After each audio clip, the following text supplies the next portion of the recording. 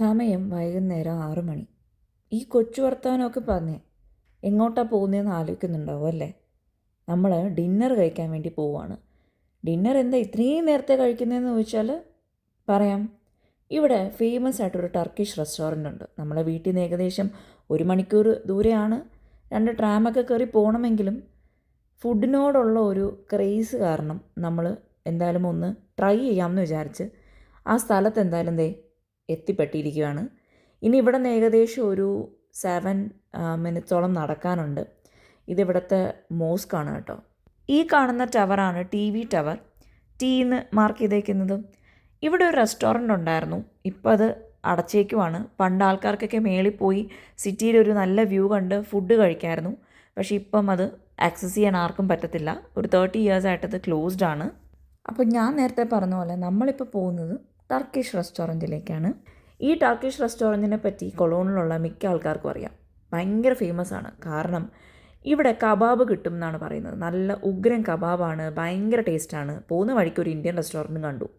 ഒരു ഹൈ പറഞ്ഞിട്ട് പോയെങ്കിലും അകത്തോട്ടൊന്നും കയറിയില്ല. ബിക്കോസ് നമ്മളുടെ ഡെസ്റ്റിനേഷൻ എന്ന് പറയുന്നത് ടർക്കിഷ് റെസ്റ്റോറൻ്റായ കേബാബ് ലാൻഡ് എന്ന് പറയുന്ന കബാബ് കിട്ടുന്ന റെസ്റ്റോറൻ്റാണ്.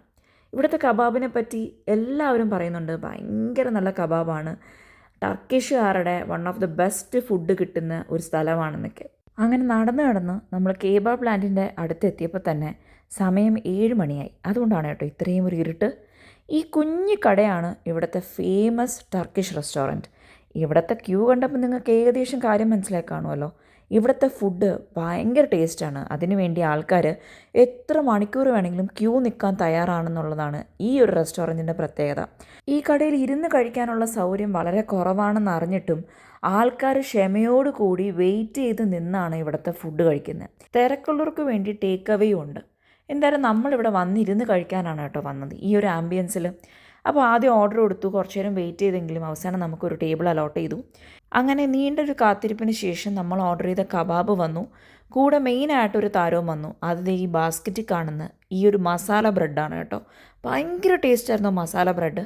പിന്നെ കബാബ് പറയണ്ടല്ലോ. ഞാൻ ആദ്യമായിട്ടാണ് കേട്ടോ ലൈഫിൽ കബാബ് കഴിക്കുന്നത്. പക്ഷേ നല്ലൊരു എക്സ്പീരിയൻസ് ആയിരുന്നു. അത് കഴിഞ്ഞ് തൊട്ടടുത്തുള്ള റെസ്റ്റോറൻറ്റിൽ കയറി നമുക്ക് സ്വീറ്റ് കഴിക്കാൻ തോന്നിയിട്ട് ഒരു കുനാഫ ഓർഡർ ചെയ്ത് അതും അകത്താക്കി നേരെ നമ്മൾ വീട്ടിലേക്ക് പോയി.